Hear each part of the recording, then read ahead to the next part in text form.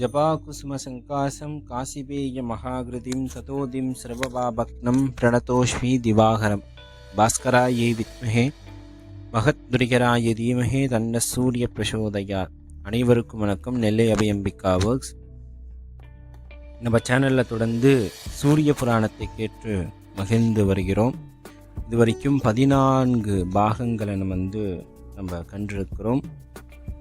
சூரிய புராணத்தினுடைய ஆரம்பம் நைமிச்சாரண்யம் வனத்தில் பலவிதமான ரிஷிகள் சூத முனிவரிடம் 18 புராணங்களையும் கேட்க, சூத முனிவர் வியாச பகவானுடைய சிஷியன் காரணத்தால் அவருக்கு 18 புராணங்களுடைய ஸ்லோகமும் விளக்கமும் தெரிந்த காரணத்தால் அந்த மகரிஷிகளுக்கு பகிர்ந்து கொள்ள ஆசைப்படுகிறார்.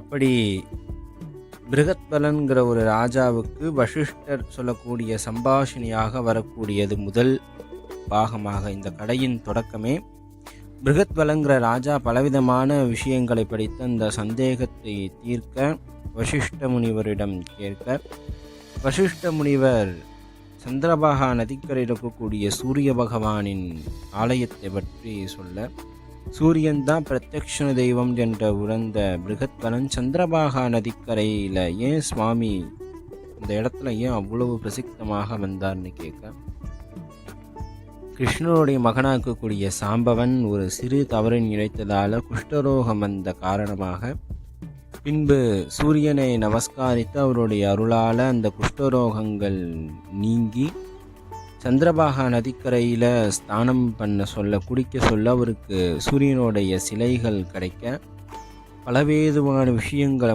இந்த 16 பாகங்களில் பார்த்துருப்போம். சூரியனுடைய நிறங்கள் என்ன, சூரியனுடைய மனைவி பெயர்கள் என்ன, சூரிய நாராயணருடைய பாதுகாவல்கள் யார், பரிவார மூர்த்திகள் யார், அவருடைய பிள்ளைகளின் பெயர் என்ன போன்ற பலவாறான விஷயங்களை இந்த 14 பாகங்களையும் நம்ம பார்த்துருக்கோம்.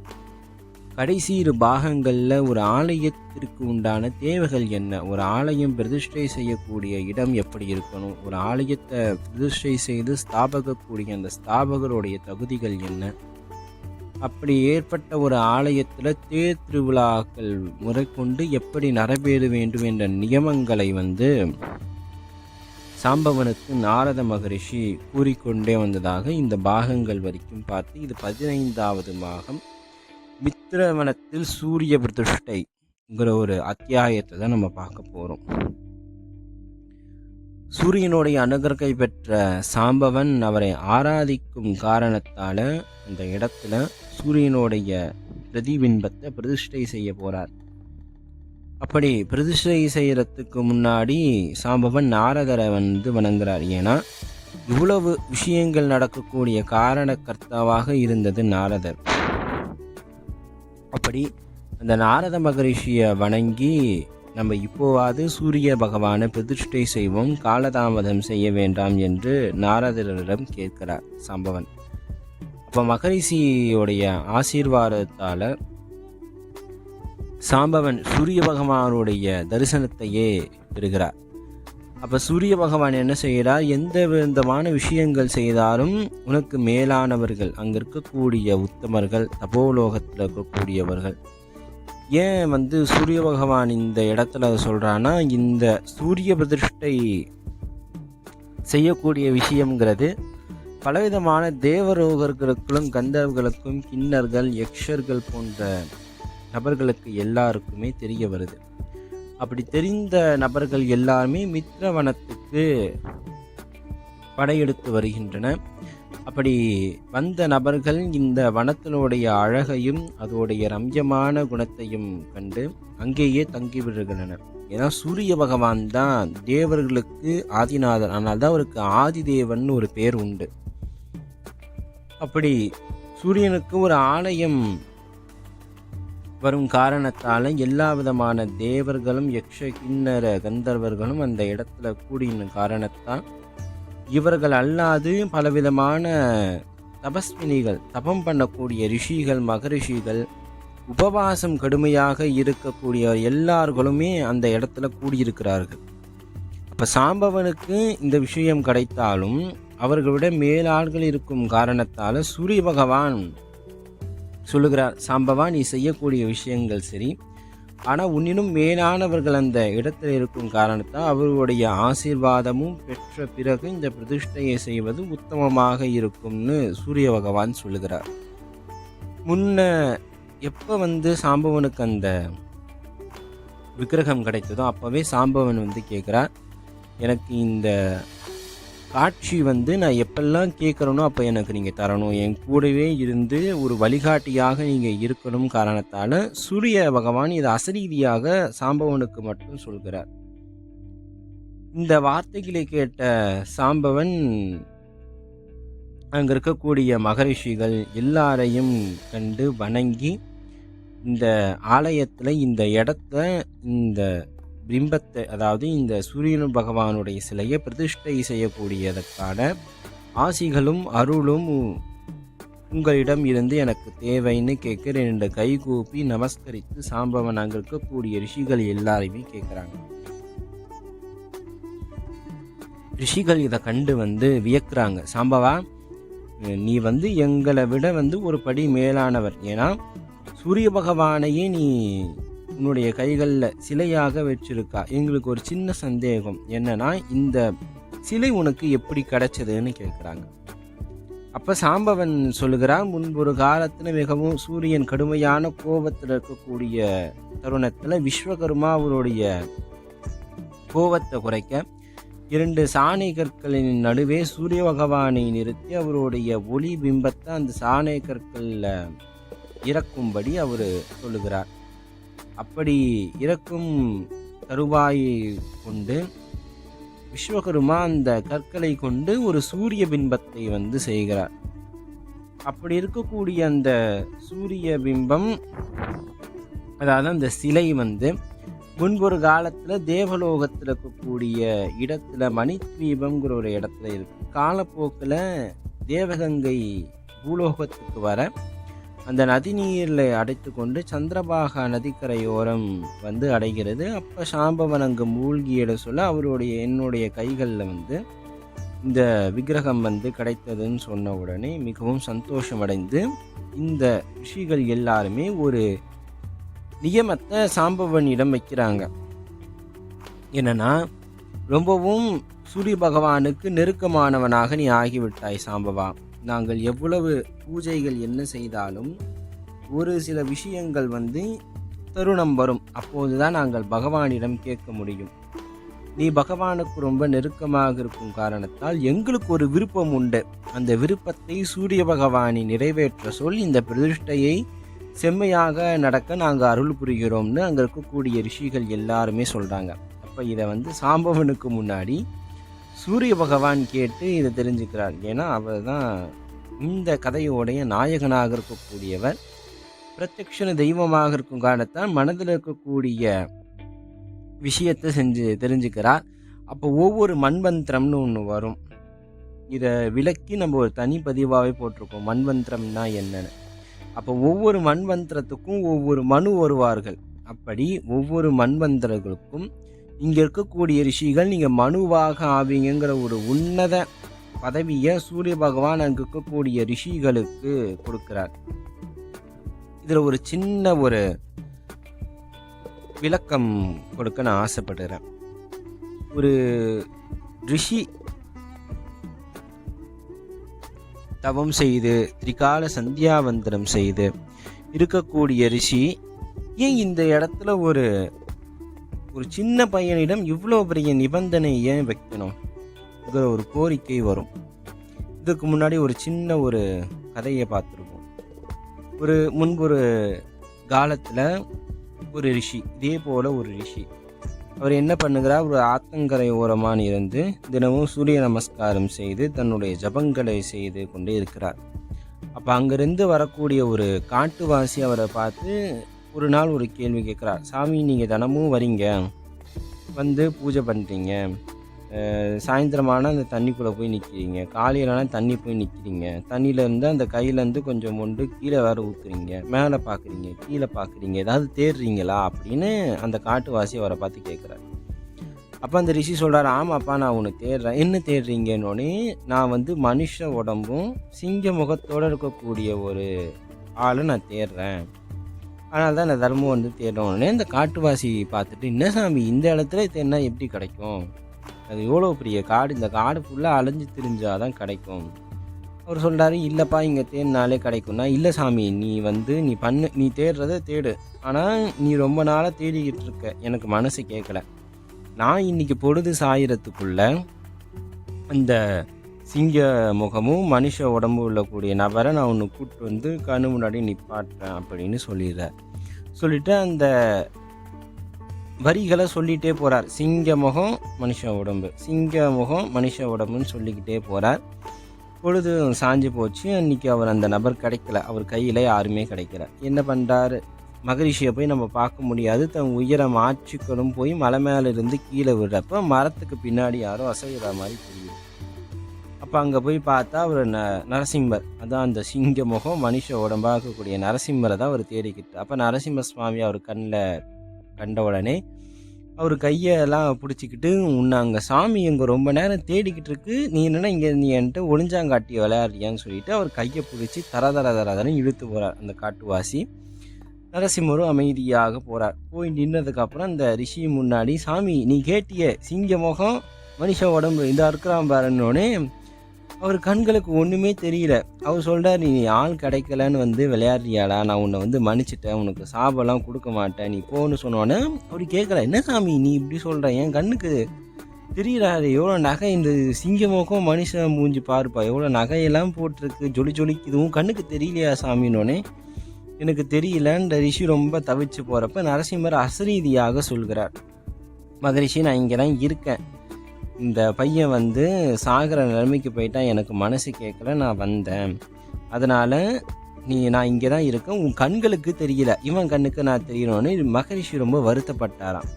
இத்தனை நாள் நான் இவ்வளோ பூஜை செஞ்சேன், இவ்வளோ புனஸ்காரங்கள் செஞ்சேன், என் கண்ணுக்கு நீ தெரியலை, இந்த காட்டுவாசி கண்ணுக்கு தெரியலைன்னா நீ நியமங்களை ஃபாலோ பண்ணியோடைய பக்திங்கிறது உனக்கு கம்மியாக இருக்குது. ஒரு விஷயத்தை விடாப்பிடியாக அதை கடைபிடிக்கிறதெல்லாம் இருந்தே பக்தியோடைய தன்மை குறைவாக இருக்குது. இவன்கிட்ட நியமங்கள் இல்லைனாலும் பக்தியோடைய தன்மை அதிகமாக இருக்கக்கூடிய காரணத்தான் இவன் கண்ணில் பட்டேன். ஆனால் நீ செஞ்சதுக்கு உண்டான பலன்கள் உன்னை அடையும், ஆனால் அதுக்கு கால தாமதம்னு ஒன்று ஏற்படும். எல்லாருக்கும் ஒரு சில விஷயங்கள் சீக்கிரமாக கிடைக்கும், ஒரு சில விஷயங்கள் தாமதமாக கிடைக்கும். இவனுக்கு இந்த விஷயங்கள் அனுஷணத்தில் கிடைச்சிருச்சு, அவ்வளோதான். இவன் அனுகிரகம் இருந்ததால் தான் இன்றைக்கி என் குரலாவது உனக்கு கேட்டுது, இல்லைன்னு வச்சுக்கோ அதுவும் உனக்கு கேட்காதுன்னு சொல்லி நரசிம்மர் பேசியிருந்தார். அப்புறம் நாளடைவில் அந்த காட்டுவாசியும் அதை புரிந்து கொண்டு அங்கிருந்து அந்தர்மயமாகிறார் நரசிம்ம சுவாமி. நாளடைவில் ஒரு சில நாட்களுக்கு அப்புறம் ஆதிசங்கரரை காபாலியர்கள் தூக்கிட்டு போகிறப்ப இந்த ரிஷிக்குள்ளே நரசிம்மர் புகுந்து அந்த காபாலிடம் இருந்து ஆதிசங்கரரை மீட்டு கொண்டதாக ஆதிசங்கரோடைய வரலாறு ஒரு அற்புதமான கதை உண்டு. நீங்கள் என்ன நியமங்கள் செய்தாலும் அதுவும் இருக்கணும், நியமங்கள் கடைபிடிக்கக்கூடாதுங்கிறது கருத்து கிடையாது. நியமங்கள் இருந்தாலும் நியமத்தை விட உங்களுடைய ஸ்ரத்தையை விட ஒரு படி மேலே இருக்கணும். என்னென்னா அதுதான் பக்தி. எப்போ நீங்கள் பக்தியுடைய நபர்களாக மாறுறீங்களோ நீங்கள் செய்யக்கூடிய தவறுகள் எல்லாமே பரிசீலனை செய்யப்படும். அதுக்குண்டான தண்டனை காலம்னு இருந்தாலும் அதுக்காக நீங்கள் தண்டனையை தான் அனுபவிச்சுட்ருப்பீங்கிறது கிடையாது. இப்போ இந்த சூரிய புராணத்திலே பார்த்தோன்னா சாம்பவன் நாரதரை பரிகாசம் செய்வார், கிண்டல் பண்ணுவார். அந்த காரணத்தால் தான் அவருக்கு குஷ்டரோகம்னு ஒன்று வரும். செய்த தப்பை அவர் உணர்றார் சாம்பவன். அப்படி உணர்ந்ததால தான் பல விஷயங்களை அவர் செய்கிறார். கிருஷ்ணருடைய கருட வாகனம் ஏறி தான் ஒரு குறிப்பிட்ட ஒரு நபர்களை இந்த சூரிய பூஜை செய்வர்களை அங்கிருந்து தேவலோக யக்ஷர்களில் இருந்து சாம்பவன் தான் போய் அழைச்சி கொண்டு வரார். அப்போ இந்த இடத்துல சூரிய பகவான் ரொம்ப ஸ்ரத்தையாக சொல்வது பக்தி. எப்போ பக்தியை நீங்கள் அதிகமாக செலுத்துறீங்களோ அது ஸ்ரத்தையை விட ஒரு படி மேலே உங்கள் கடவுளிடம் அது சீக்கிரம் கொண்டு போயிடும். ஆனால் அதுக்குன்னு நான் தப்புலாம் செஞ்சுட்டு பக்தி பண்ணுவேன்னா அது தவறு. சாம்பவன் அப்புறம் செஞ்ச தவறுகளை இதுக்கப்புறமும் செய்யவே இல்லை. எந்த இடத்துல நாரதரை அவர் அவமானப்படுத்தினாரோ, இந்த சிலையை பிரதிஷ்டை பண்ணுறதுக்கு முன்னாடியும் நாரதரை வணங்கினார். நாரதரை மட்டுமே வணங்கினது ஓகே, ஆனால் சூரிய பகவான் என்ன சொல்கிறார், நாரதர் மட்டுமே அங்கே பெரியவர் கிடையாது, நாரதரையும் மீறியே அங்கே இருக்காங்க. அப்போ அவர்களையோடைய ஆசையும் பெற்று நீ இது பண்ணணுங்கிற ஒரு காரணத்தால் தான் சூரிய பகவான் இந்த விஷயத்தை செய்கிறார். இன்னொரு விஷயமும் உண்டு. ஏன் சூரிய பகவான் ரிஷிகளுக்கு சாம்பவன் மூலமாக ஒன்று கொடுக்கணும்னா, ஒரு சில பேருக்கு இந்த செயல்பாடு உண்டு. ரொம்ப சுவாமி கும்பிட ஆரம்பித்தாங்கன்னா அகங்காரம் ரொம்ப அதிகமாக இருக்கும். ஏன்னா ஒரு சில பேர் சொல்லுவாங்க, நான் கூப்பிட்டா சாமி வரும், இது மாதிரியான வார்த்தைகள் சொல்லுவாங்க. அந்த ரிஷிகளே சொல்லியிருக்காங்க, நான் இந்த மந்திரம் ஜபிச்சா இந்த மூர்த்தியை முன்னாடி நிற்பார், நான் சொல்கிறத செய்வாருங்க ஒரு அகங்கார நிலைங்கிறது வரும். அந்த அகங்காரத்தை முறியறைகிறதுக்காகவும் நீ எவ்வளவு பெரிய நபராக இருந்தாலும் இந்த விஷயம் உன்கிட்ட இல்லைன்னா அது தகுதி குறைவு தான். நீ எவ்வளவு சின்ன நபராக இருந்தாலும் உன்னுடைய தகுதியை வளர்த்துக்கிட்டீங்கன்னா உனக்கான விஷயங்கள் கிடைக்கும். அது வயசோ அது நேரமோ உன்னுடைய உடல் தோற்றமோங்கிறது கிடையாது. அந்த தகுதியை நீங்கள் வளர்த்துக்கணுங்கிறது மட்டும்தான் சூரிய பகவான் இந்த இடத்துல ஒரு அருமையாக சொல்கிறார். ஏன்னா இந்த கடைப்பதி பார்க்க சொல்ல சாம்பவன் 16 வயசு பையன்தான், ரொம்ப அதிகம்லாம் கிடையாது, ஒரு 16 வயசு பாலகன் தான் சாம்பவனை பொறுத்த வரைக்கும். ஆனால் அங்கே இருக்கக்கூடிய ரிஷிகள் எல்லாம் பழுத்த பழங்கள். இன்னொரு விஷயத்த சொல்கிறார், ரொம்ப வயசானாலும் பக்குவங்கிறது வராது ஒரு சில பேருக்கு, அது என்ன பண்ணாலும் வராது. என்ன இதுவாக இருந்தாலும் ஒரு சில பேருக்கு சீக்கிரமாக பக்குவம் அடைஞ்சிடும், அது சாம்பவன். ஏன்னா சாம்பவன் பட்ட கஷ்டம் அப்படி. ஒரு குஷ்டரோகங்கிறது கொடுமையானது, யாரும் வெறுக்கக்கூடிய தன்மையில் இருக்கக்கூடிய ஒரு வியாதி. அப்போ அதுலேருந்து ஒருத்தர் மீண்டு வராருன்னா, ஒரு பெரிய கெட்ட பழக்கத்துலேருந்து மீண்டு வந்தவர் ரொம்ப பரிசுத்தமாக இருப்பார். ஏன்னா திருப்பி எதனாலும் அவர் ஆட்பட மாட்டார். இதில் போய் நம்ம சிக்கிப்போங்கிற ஒரு விழிப்புணர்வு அவங்களுக்கு இருக்கும்.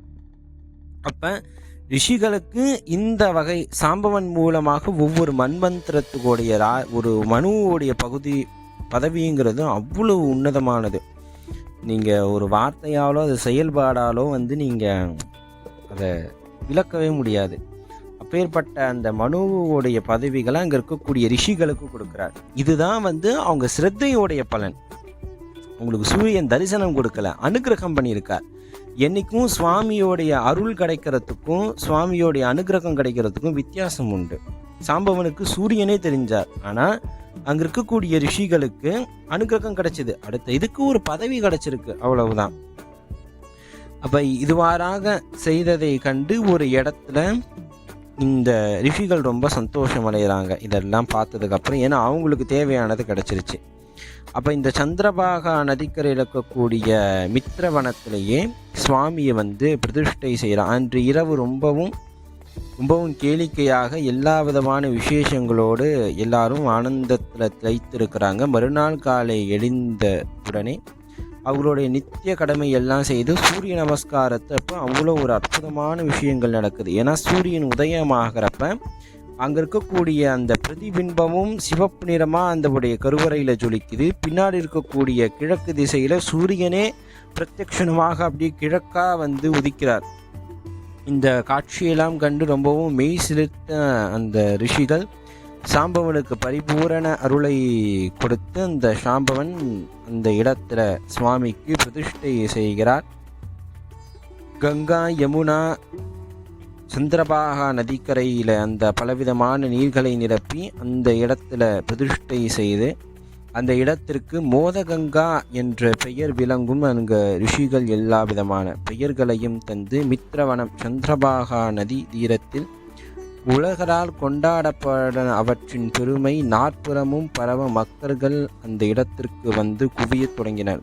பகவானை தரிசித்து அவரை பக்தியுடன் ஆதாரித்து அளவில்லா நன்மைகளை பெற்றனர். அந்த மகரிஷிகள் காலக்கிரமத்தின் மனுவாகிய தேவதைகளால் கொண்டாடப்பட்டன. சந்திரபாகா நதி தீரத்தில் சாம்பவன் சூரியனின் திருவுருளை பிரதிஷ்டை செய்த அந்த பிரதேசம் மிகவும் சிறப்புடைய புண்ணிய கஷேத்திரமாக விளங்கியது. அங்கு சென்று ஆராதிக்கப்படும் பக்தர்களின் கர்மாக்கள் மிகவும் குறையத் தொடங்கின. புண்ணிய கர்மாக்கள் மிகவும் உயரத் தொடங்கின. மந்திர சித்தி அடையக்கூடிய ஸ்தலமாக அது இருந்தது. நீராடும் பக்தர்களினுடைய அங்கே இருக்கக்கூடிய சந்திரபாக நதிக்கரையில் நீராடுடைய பக்தர்களுடைய பாவங்களில் இருந்து விடப்பட்டு ஒரு உன்னத ஆத்மாவாக அங்கே இருக்கக்கூடிய சூரிய பகவானுடைய அருளால் உணரத் தொடங்கினர் பக்தர்கள். புராணங்களை நம்ம அதிகம் ஆற்றுக்கொண்டே வருவோம். இந்த பதிவுக்காக லைக் பண்ணுங்கள், ஷேர் பண்ணுங்கள், கமெண்ட் பண்ணுங்கள், சப்ஸ்கிரைப் பண்ணுங்கள். கண்டிப்பாக இன்னும் விரைவாகவே நம்ம சூரிய புராணத்தினுடைய மீதமுள்ள பாகங்களை நம்ம கேட்டு மகிழ்வோம். அடுத்த பதிவில் சந்திப்போம். நன்றி.